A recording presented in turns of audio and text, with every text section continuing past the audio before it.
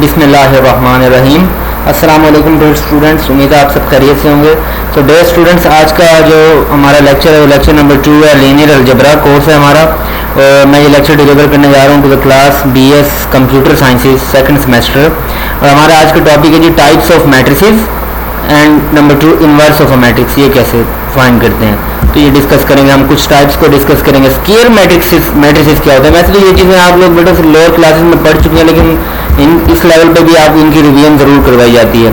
तो यहाँ पर देखें ना, सबसे पहले क्या करें, a square matrix is a matrix with the same number of rows as columns, यानी कि एक ऐसा मैट्रिक्स जिसमें रोज और कॉलम्स की तादाद बराबर हो, उस मैट्रिक्स को हम क्या बोलते हैं, स्केयर मैट्रिक्स बोलते हैं। ठीक है।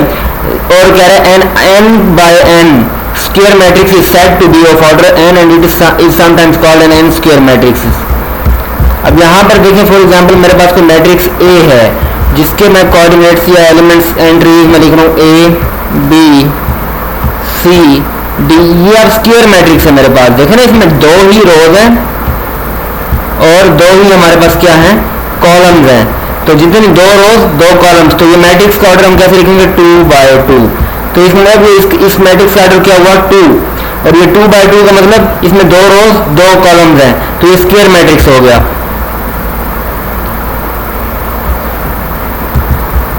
अब यहाँ पर आगे क्या कह रहे हैं, एग्जांपल देखें, the following are square matrices of order 3। अब ये स्क्वायर मैट्रिसेस ऑफ ऑर्डर 3 दिखा रहा है आपको एग्जांपल के तौर पर कि ए आपके पास कोई मैट्रिक्स है, इसमें देखें रोज कितनी है, 1 2 3, और कॉलम्स कितने हैं, वो भी 1 2 3। तो ये 3 by 3 का मैट्रिक्स है। ठीक है।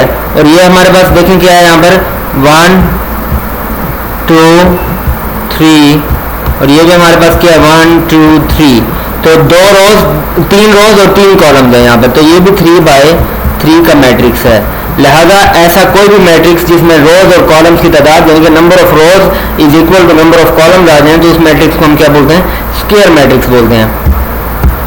आगे इनके एडिशन और सब्ट्रैक्शन वैसे भी आप सीख चुके हैं। उसके बाद डायगोनल क्या होता है, देखिए ना, कह रहे हैं कि let A is equal to A I J be an n square matrix the diagonal और main diagonal of it consists of the elements with the same subscripts. Diagonal किस एलिमेंट्स पर मुश्तमिल होती है, किन एलिमेंट्स पर, जिनमें सेम सबस्क्रिप्ट्स होते हैं, जैसे A11 A22 A33 up to so on. जैसे फॉर एग्जांपल मैं जनरल एक मैट्रिक्स आपको ड्रॉ करके दिखा देता हूँ यहाँ पर कि ये मेरे पास कोई मैट्रिक्स है A11 A12 A13 A21 A22 A23 A31 A32 A33। अब इसमें देखें ना, डायगोनल के एलिमेंट्स क्या है, सेम सबस्क्रिप्ट वाले होते हैं, वो सेम सबस्क्रिप्ट वाले होते हैं, यानी कि ये A11 A22 A33 ये अब क्या है, डायगोनल के एलिमेंट्स हैं बड़े। तो ये होती है हमारे पास डायगोनल। अच्छा, जनरल हम एक मैट्रिक्स लेते हैं 1 2 3 4 5 6 7 8 9। अब यहाँ पर ये डायगोनल है, ये डायगोनल है हमारे पास। अब ये जो एलिमेंट है ये पोजीशन A11 पर पड़ा है, ये A22 पर पड़ा है और ये A33 पर पड़ा है। ठीक है ना। तो ये याद रखना है। अब A11 का मतलब फर्स्ट रो फर्स्ट कॉलम में पड़ा है, देखें ये, यानी कि फर्स्ट रो का फर्स्ट एलिमेंट, सेकंड रो का सेकंड एलिमेंट। देखिए इसको देखें, ये सेकंड रो और सेकंड कॉलम में पड़ा है, और ये थर्ड रो और थर्ड कॉलम में पड़ा है। दैट्स व्हाई इनके सबस्क्रिप्ट सेम है, A11 A22 A33। इन मैट्रिक्स इस रो को हम क्या बोलते हैं, डायगोनल। उसके बाद देखें ट्रेस क्या होती है। आप डायगोनल के तमाम एलिमेंट्स का सम ले लें, ऐड कर दें उनको, तो जो आपके पास रिजल्ट बनेगा वो क्या बनेगी, ट्रेस होगी उस मैट्रिक्स की। तो ये देखें, trace of A is equal to A11 plus A22 plus A33 up to so on plus ANN। तो बेटा इसको आपने देखना है। ठीक है ना। अब फॉर एग्जांपल यहाँ पर अगर कोई मैट्रिक्स मेरे पास है 1 5 3 7 9 6 7 8 5, फर्स्ट किया कोई मैट्रिक्स मैंने ले लिया। अब इसकी ट्रेस वो कहे अगर आपको फाइंड करें, तो ट्रेस के लिए क्या करेंगे, आप डायगोनल के एलिमेंट्स उठाएंगे 1 9 और 5, उन तीनों को ऐड कर देंगे, 1 + 9 प्लस 5, तीनों को जब आप ऐड करेंगे ये बनेगा आपके पास रिजल्ट बेटा 15, दैट इज योर ट्रेस। ठीक है, अब आगे ट्रेस की कुछ प्रॉपर्टीज बता रहे हैं कि suppose A is equal to A I J, B is equal to B I J, ये एन स्क्वायर मैट्रिसेस हैं और के कोई हमारे पास स्केलर है, कोई रियल नंबर है, then trace of A plus B equal होती है trace of A plus trace of B, यानी कि आप दो मैट्रिसेस का सम लें और उसकी ट्रेस फाइंड करें। ठीक है, वो बराबर होगी किसके, उन दोनों मैट्रिसेस की ट्रेसेस के सम के बराबर होगी। ठीक है, similarly trace of A transpose is equal to trace of A, कह रहे हैं कि जब आप किसी मैट्रिक्स का ट्रांसपोज लें और देन उसकी ट्रेस फाइंड करें वो उस ओरिजिनल मैट्रिक्स की ट्रेस के इक्वल होगी। ठीक है ना, तो वो ओरिजिनल मैट्रिक्स की ट्रेस के बराबर आएगा। सिमिलरली अगर आप किसी मैट्रिक्स से किसी स्केलर से मल्टीप्लाई करें के कोई भी हो सकता है 2 3 4 जो भी, तो वो जो रिजल्टेंट मैट्रिक्स बनेगा उसकी ट्रेस फाइंड करें, देन आप क्या करें कि ओरिजिनल मैट्रिक्स की ट्रेस फाइंड करें, उसको उससे रियल नंबर के से मल्टीप्लाई करते हैं, रिजल्ट सेम आएगा। Similarly trace of A B बराबर होती है trace of B A B का मतलब ए और बी दो मैट्रिक्स का प्रोडक्ट, दो मैट्रिक्स ए को बी से मल्टीप्लाई करें उसकी ट्रेस फाइंड करें, या बी को ए से मल्टीप्लाई करके जो मैट्रिक्स है उसकी ट्रेस फाइंड करें, रिजल्ट आपका क्या आएगा, सेम आएगा। अब यहाँ पर इसकी एग्जाम्पल देखें, यहाँ पर कह रहे हैं ए बी हमारे पास कोई मैट्रिसेस हैं, तो ये एग्जाम्पल 2.6 के मैट्रिसेस को चूज कर रहा है बेटा। ये यहाँ पर मैं आपको दिखा देता हूँ एग्जाम्पल 2.6 ये रही, इसके फर्ज की हम एक ही एग्जाम्पल को देख लेते हैं, ए मैट्रिक्स को देख लें। ठीक है, इसकी ट्रेस को देखें 1 -4 + 7 ये बनेगी इसकी ट्रेस। तो ये देखें क्या कर रहा है इसको, ये 1 - 4 और 7 इसके एलिमेंट्स ले रहा है। ठीक है, और बी के जो वहाँ पर डायगोनल के एलिमेंट्स हैं वो भी देख लीजिएगा, वो 2 3 और -4 हैं। तो पहले उसने a + b किया, उसकी ट्रेस फाइंड की, ट्रेस ऑफ a + b की, तो वो हमारे पास क्या आ गई, ये। आप पहले क्या करेंगे, सबसे पहला काम आपने करना है कि a और b को ऐड करेंगे ये प्रूव करने के लिए, तो देन आप उसको करेंगे, उसकी ट्रेस फाइंड करेंगे, फिर a और b की अलग अलग ट्रेस फाइंड करेंगे आप, देन आप कहेंगे जो रिजल्ट होगा वो सेम होगा आपके पास। सिमिलरली यहाँ पर देखें ए बी का प्रोडक्ट आप लेंगे, a और b जो मैट्रिसेस को मल्टीप्लाई करेंगे, जो भी रिजल्टेंट मैट्रिक्स आएगा उसकी आप क्या फाइंड कर लेंगे, ट्रेस TR से डिनोट करते हैं इसको। ठीक है, जो उसके बाद आप क्या करेंगे, B को A से मल्टीप्लाई करेंगे, B को पहले रखेंगे फर्स्ट मैट्रिक्स के तौर पर, सेकंड मैट्रिक्स A होगा, फिर इन दोनों को मल्टीप्लाई करेंगे, जो रिजल्ट आएगा उसको भी आप अपने पास रखेंगे और देखेंगे तो रिजल्ट आपको क्या आएगा, सेम आएगा। ये जो थ्योरम अभी आपको करवाया वो बेसिकली प्रॉपर्टीज थी, ये उन्हीं के ही प्रूफ करवा रहे एग्जाम्पल्स के थ्रू। आगे कह रहे हैं आइडेंटिटी मैट्रिक्स। देखें आइडेंटिटी मैट्रिक्स कौन सा होता है, जिसमें डायगोनल के अलावा बाकी तमाम एलिमेंट्स 0 हों। ठीक है, और अगर हम आइडेंटिटी मैट्रिक्स को किसी भी मैट्रिक्स से मल्टीप्लाई करें तो वापस वही मैट्रिक्स आएगा, चाहे आप उसको लेफ्ट साइड से मल्टीप्लाई करो या राइट साइड से करो, रिजल्ट आपको वही मैट्रिक्स आएगा। ठीक है ना, अब यहाँ पर देखें ये वही जनरल फॉर्म में बता रहे हैं। अब यहाँ पर देखें इसके एग्जाम्पल में ये आइडेंटिटी मैट्रिक्स है ऑर्डर 3/3 का। अब इसमें 1 1 1 ये डायगोनल के एलिमेंट्स हैं, बाकी सारे 0 हैं, यानी कि डायगोनल के एलिमेंट्स 1 होंगे बाकी तमाम 0, डायगोनल के एलिमेंट्स 1 होंगे बाकी तमाम क्या होंगे, 0। और अगर हम यहाँ पर k की जगह 5 पुट कर दें तो ये स्केलर मैट्रिक्स बनेगा।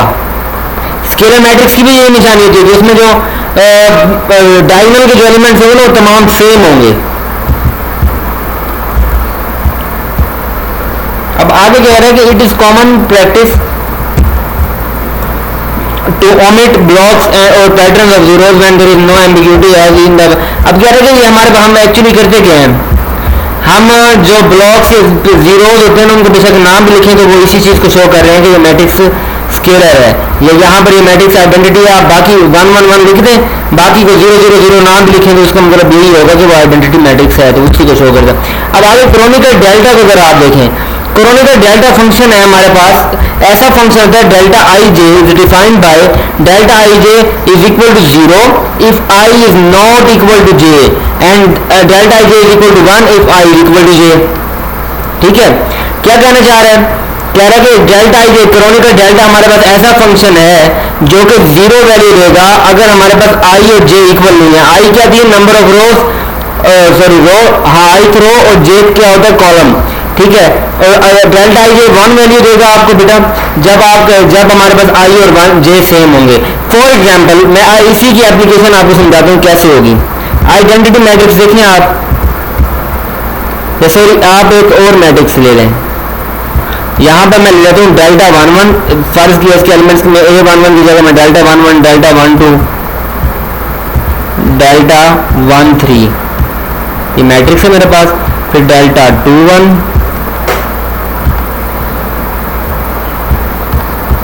फिर डेल्टा 23, 22, डेल्टा 23, फिर डेल्टा 31, डेल्टा 32, डेल्टा 33, ये हमारे पास इसके एलिमेंट्स हैं। अब ये क्रोनिकल डेल्टा के डेल्टाज मैंने लिखने हैं सारे, आई जे की जगह ना ये 1 1 1 2 1 3, आप देखें ना यहाँ पर इसका मतलब क्या है। अब आई और जे यहाँ पर देखें इक्वल है, फर्स्ट कंपोनेंट में बिल्कुल इक्वल है, सबस्क्रिप्ट देखें ना इसके 1 1 दोनों सेम है, फर्स्ट ही रो है, फर्स्ट ही कॉलम है। तो डेल्टा 1 क्या है, जब आई इक्वल होगा जे के तो फिर आंसर क्या देगा, करोगे डेल्टा 1 देगा, तो इसकी वैल्यू 1 आ जाएगी। अब यहाँ पर देखें I is not equal to, जब जे होगा, if I is not equal to J then करोगे डेल्टा इज इक्वल टू 0। अब यहाँ पर आई और जे इक्वल नहीं है, आई 1 है, जे 2 है, तो इसका मतलब यहाँ पर क्या बनेगा, जे हमारे पास 2 है, आई 1 है, इसका मतलब यहाँ पर वैल्यू 0 देगा। सिमिलरली थर्ड कंपोनेंट में देखें आई 1 है और जे 3 है, यहाँ भी 0 वैल्यू देगा। सेकंड में देखें आई 2 है, जे 1 है,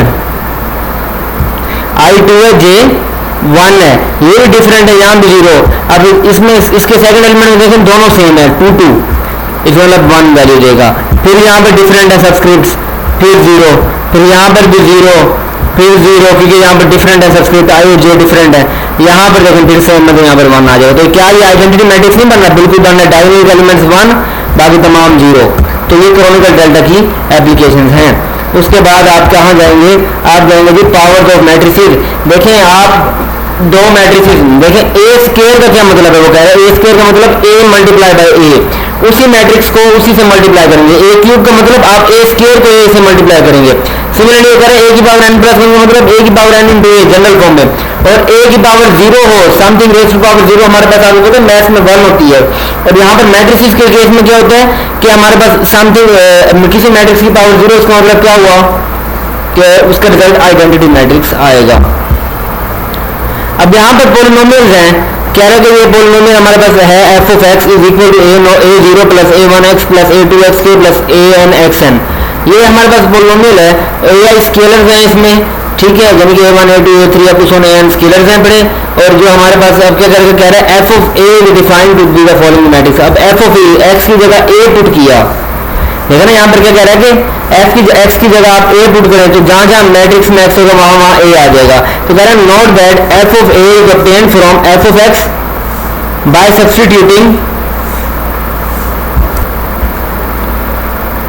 तो ये हमने एक्स की जगह इसमें ए पुट किया तो हमें मिला एफ ऑफ ए, ठीक है ना।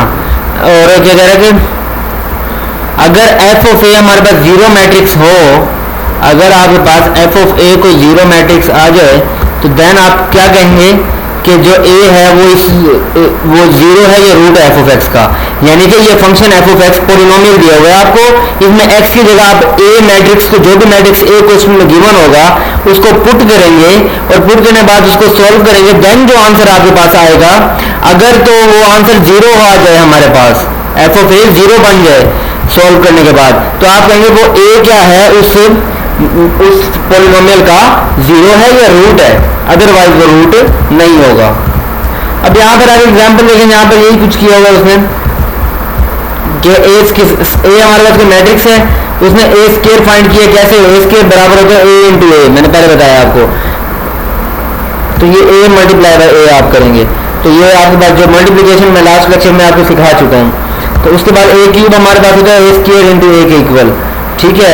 अब यहाँ पर ए स्क्वायर को, इस ए स्क्वायर को आप मल्टीप्लाई करेंगे मैट्रिक्स ए से, तो देन जो आपका रिजल्ट आएगा वो आपके पास क्या होगा, ए क्यूब होगा। अब आप कर लें उसको सोल्व, देन उसको बेटा आप लोगों ने ना पुट कर देना इसमें, ये जो हमारे पास एफ ऑफ एक्स पोल वगैरह फंक्शन है 2x square minus 3x plus 5, ठीक है, G of x x square plus 3x square minus 10, दोनों चेक करेंगे 0 कौन सा आ रहा है, आइडेंटिटी मैट्रिक्स कौन सा आ रहा है। एफ ऑफ एक्स की जगह एफ ऑफ ए पुट कर रहा हूँ मैं, एक्स की जगह ए, तो यहाँ 2 इंटू एक्स स्क्वायर है, तो एक्स की जगह आएगा ए का स्क्वायर, और ए का स्क्वायर आप मैट्रिक्स फाइंड करके आए अभी, तो उसको पुट करें, माइनस 3 इंटू एक्स है, जब ए पुट करेंगे तो 3 है, ये इक्वेशन इस तरह बन जाएगी ना, 2a square minus 3a plus 5, ठीक है। जब इसमें पुट करेंगे तो आपके पास क्या बनेगा, ये आप 5 के साथ फिर जब हम क्या करते हैं, जब a पुट करते हैं ना x की जगह उस मैट्रिक्स को, तो फिर हम 5 के साथ क्या लगाएंगे, कांस्टेंट के साथ हम आइडेंटिटी मैट्रिक्स को मल्टीप्लाई कर देते हैं ये। तो यहाँ पर और आइडेंटिटी मैट्रिक्स का ऑर्डर इस मैट्रिक्स के ऑर्डर पर डिपेंड करेगा। ये मैट्रिक्स a 2/2 का है तो आइडेंटिटी मैट्रिक्स a भी, आइडेंटिटी मैट्रिक्स भी 2/2 का होगा। इसको सॉल्व करने के बाद result not equal to identity आ रहा है, 0 इक्वल नहीं आ रहा है, यानी कि आइडेंटिटी मैट्रिक्स नहीं आ रहा या 0 मैट्रिक्स नहीं आ रहा हमारे पास, ठीक है। उसके बाद बेटा आप इसको करें नेक्स्ट में, नेक्स्ट आप क्या करेंगे, इसको नेक्स्ट आप ये करेंगे कि जी आप इस दूसरा जो फंक्शन है आपके पास g ऑफ x, उसमें जब आप पुट करेंगे ना इसको, उसमें भी वही काम करेंगे। यहाँ पे जहां जहां x आ रहा है वहां a पुट करते जाएं, देन उस मैट्रिक्स की वैल्यूज पुट करें, आप सॉल्व करेंगे, आपके पास जवाब क्या आएगा 0 0 0 0 0 identity matrix. Thus a is 0 of the polynomial g of x। तो फिर अब 0 है, ये एक फंक्शन 0 आया दूसरा में आया, ठीक है। अब इन्वर्टिबल मैट्रिक्स कौन सा होता है, जिसका इन्वर्स एग्जिस्ट करता है, ठीक है ना, जिसका इन्वर्स, और उसको नॉन सिंगुलर कहते हैं क्योंकि उसका डिटरमिनेंट नॉट इक्वल टू 0 होता है, ठीक है। तो ये हमारे पास, इसके लिए मैं आपको बताता हूँ आगे जो एग्जांपल हमारे पास आ रही है ना। अब देखें यहाँ पर a b, वो इन्वर्टिबल के लिए एक और कंडीशन को बताया कि a इंटू बी करें या b इंटू a करें, रिजल्ट आइडेंटिटी है तो वो मैट्रिक्स क्या कहलाएंगे, आपस में इन्वर्टिबल कहलाएंगे। अब यहाँ पर देखें, यहाँ पर उसने क्या किया, दो मैट्रिक्स को मल्टीप्लाई किया। अब ये दो मैट्रिक्स गिवन है आपको a और b, उन दोनों को आपने मल्टीप्लाई किया a इंटू बी, जो रिजल्ट आया आइडेंटिटी मैट्रिक्स, b को a से मल्टीप्लाई किया तब भी रिजल्ट आइडेंटिटी आया, यानी कि दोनों एक दूसरे के इन्वर्स हैं। तो फिर इसका मतलब 10 a एंड b आर इन्वर्सिस, जिसका मतलब ये क्या है, एक दूसरे के इन्वर्सिस हैं और ये इन्वर्टिबल है। अब आगे इन्वर्स ऑफ अ मैट्रिक्स, याद करें इन्वर्स के लिए मैंने आपको एक चीज मैं क्लियर कर दूं, आप ये लोअर क्लासेस में इन्वर्स का फॉर्मूला यूज करते हैं, वही यहाँ पर यूज हो रहा है। a इन्वर्स इक्वल होता है हमारे पास adjoint of a by a का डिटरमिनेंट, या 1/a determinant into adjoint of a, तो बाद एक ही है, ठीक है। आप इस तरह करेंगे उस तरह। अब बेटा इसमें सबसे पहले जो काम होता है ना इन्वर्स के लिए, आप उस मैट्रिक्स को का डिटरमिनेंट फाइंड करेंगे, वो अगर आता है नॉट इक्वल टू 0, इसका मतलब उस मैट्रिक्स से इन्वर्स एग्जिस्ट करेगा। अगर वो डिटरमिनेंट 0 के इक्वल आ जाता है तो उस मैट्रिक्स से इन्वर्स एग्जिस्ट नहीं करेगा। क्यों नहीं करेगा, क्योंकि हम करते हैं कि हम एडजॉइंट के नीचे उसके डिटरमिनेंट को डिवाइड करते हैं। जब डिनोमिनेटर ही 0 हो जाएगा हमारे पास, तो फिर उस मैट्रिक्स से इन्वर्स तो अनडिफाइंड हो जाएगा, एग्जिस्ट नहीं करेगा, और अगर डिटरमिनेंट नॉन 0 होगा तब उसका इन्वर्स एग्जिस्ट करेगा, ठीक है। तो यहां पर वही बता रहा है वो। आगे अगर इसको देखें फर्दर डिटेल में, आपने यही करना है, ये इन्वर्स किया, इसका मतलब क्या होगा, ये देखिए एक्चुअली ये किया वही हुआ काम उसने, 1/a का determinant into adjoint of a, यानी कि adjoint of a by a का डिटरमिनेंट कर लें या 1/a का determinant into adjoint of a। पर एडजॉइंट कैसे आप फाइंड करेंगे, आपके पास अगर कोई मैट्रिक्स a है जिसके एलिमेंट्स हैं a b c d, आप एडजॉइंट में क्या करेंगे, जो डायगोनल के एलिमेंट्स हैं उनकी पोजीशन रिप्लेस कर देंगे, जगह चेंज कर देंगे, इंटरचेंज करेंगे। a d की जगह आ जाएगा, d a की जगह आ जाएगा, तो d और a। फिर जो नॉन डायगोनल एंट्रीज है ना उनके साइन चेंज करेंगे, यानी कि अलामात, साइन, सिंबल चेंज कर देंगे। अगर पॉजिटिव है तो नेगेटिव कर देंगे, नेगेटिव है तो पॉजिटिव कर देंगे। अब b पॉजिटिव है तो माइनस b, b नेगेटिव है, c पॉजिटिव है वो भी माइनस c कर देंगे। हम साइन उसका रिवर्स कर देंगे, चेंज कर देंगे। तो यहाँ पर भी यही बात आ रही है। अब कह रहे हैं कि इन्वर्स को हम कैसे फाइंड कर सकते हैं, interchanging the two elements in the diagonal, ठीक है, taking the negatives of the two elements, multiplying the resultant matrix bye 1/a। बात वही है ना, देखें ना, हम पहले एडजॉइंट फाइंड करते हैं फिर उसको मल्टीप्लाई कर देते हैं 1/a डिटरमिनेंट से, दैट्स इट। और कह रहे हैं कि इन केस अगर ये डिटरमिनेंट 0 तो उस मैट्रिक्स का इन्वर्स एग्जिस्ट नहीं करेगा, ठीक हो गया स्टूडेंट्स। अब इसका अगर देखें, इधर एग्जांपल दे रहा है, यहाँ पर भी आप वही काम करेंगे। आप सबसे पहला काम क्या करें, डिटरमिनेंट फाइंड करें। अगर वो नॉन जीरो, देखिए यहाँ पर डिटरमिनेंट नॉन जीरो, इसने एक डिटरमिनेंट लिया, और डिटरमिनेंट लेने के लिए क्या तरीका होगा, आप डायगोनल के एलिमेंट्स को मल्टीप्लाई करेंगे, 2 मल्टीप्लाई बाय 5, देखें 2 मल्टीप्लाई बाय 5, दरमियान में माइनस का साइन लगाएंगे, फिर नॉन डायगोनल एंट्रीज को आपस में मल्टीप्लाई करेंगे, तो 3 into 4 आ जाएगा। तो ये देखें, इनको सोल्व करेंगे, 2 multiply by 5 10, minus 3 multiply by 4 12, तो 10 माइनस 12 माइनस 2 जो कि नॉट इक्वल टू 0 है। इसका मतलब कि a इनवर्टिबल है, नॉन सिंगुलर मैट्रिक्स है और उसका इन्वर्स एग्जिस्ट करता है। तो आप इसको सोल्व करेंगे, उसके 1/a का डिटरमिनेंट यानी कि -2 इंटू एडजॉइंट। अब एडजॉइंट कैसे लिया, वही बात, ये हमारे पास मैट्रिक्स a है, उसके एडजॉइंट कैसे लिया हमने, उसके डायगोनल के जो एंट्रीज है ना उसको हमने वो कर दिया, रिप्लेस कर दिया। देखें 2 5 की जगह आएगा, 5 2 की जगह जाएगा यहाँ पर देखें इस केस में। और नॉन डायगोनल एंट्रीज के साइन चेंज कर दिया, 3 भी पॉजिटिव था 4 भी पॉजिटिव था, तो दोनों को माइनस का कर दिया हमने। तो इसको फिर मल्टीप्लाई करेंगे -1 बाय -2, तो इसका मतलब -2 डिवाइड होगा इन सबसे। जब डिवाइड होगा तो उसको सोल्व करने के बाद ये जो हमारे पास मैट्रिक्स है वो एडजॉइंट होगा। अब बी डिटर्मिनेंट वो कह रहे हैं, देखें बी का डिटर्मिनेंट आप लें तो 1 मल्टीप्लाई बाय 6 करें तो ये 6 आएगा, ठीक है। और -3 मल्टीप्लाई बाय 2 करें तो ये भी क्या आएगा, 6 आएगा। तो 6 - 6 0 के इक्वल होगा। और जिस मैट्रिक्स का डिटर्मिनेंट 0 के इक्वल आ जाए उस मैट्रिक्स का कोई इन्वर्स एग्जिस्ट ही नहीं करता, ठीक है। तो स्टूडेंट्स मजीद इसको आप सोल्व करें। आगे इसको जरा देखें, स्पेशल टाइप ऑफ मैट्रिक्स आ रहे हैं हमारे पास जहाँ पर डायगोनल और ट्रायंगुलर मैट्रिक्स कह रहे हैं कि अगर तमाम किसी मैट्रिक्स की तमाम डायगोनल एंट्रीज 0 हो, तमाम नॉन डायगोनल एंट्रीज 0 हो, a square matrix D equal to Dij is diagonal if its non-diagonal entries are all 0. Such a matrix is sometimes denoted by D equal to diagonal D11 D22 D33 up to so on Dnn. तो ऐसे matrix को हम क्या बोलते हैं, diagonal matrix. Examples देखें, अब यहाँ पर ये मैट्रिक्स है, इसमें डायगोनल के अलावा तमाम एलिमेंट्स देखें आप 0 हैं, 0 0 0, तो इस मैट्रिक्स को हम क्या बोलेंगे, डायगोनल मैट्रिक्स। अब यहाँ भी देखें डायगोनल में कोई 1-2 एलिमेंट्स ऐसे हो सकते हैं जो कि 0 हो, लेकिन सारे एलिमेंट्स 0 नहीं होंगे। कम से कम कोई एक एलिमेंट डायगोनल में ऐसा जरूर होगा जो कि नॉन 0 होगा, ठीक है, यानी कि 1 2 3 4 5 जो भी होगा, ठीक है। तो इसका मतलब डायगोनल के अलावा बाकी तमाम एलिमेंट्स 0 होंगे, तो उस मैट्रिक्स को हम क्या बोलेंगे, डायगोनल मैट्रिक्स बोलेंगे, ठीक है स्टूडेंट्स। तो बेस्ट ऑफ लक। मजीद इंशाल्लाह हम नेक्स्ट लेक्चर में डिस्कस करेंगे और कमिंग वीक में इंशाल्लाह जूम मीटिंग भी कंडक्ट करवाऊंगा और आप लोगों ने उसमें जो भी क्वेश्चन हो आप लोगों ने मेरे से पूछने हैं। Okay students, best of luck, अल्लाह हाफिज़।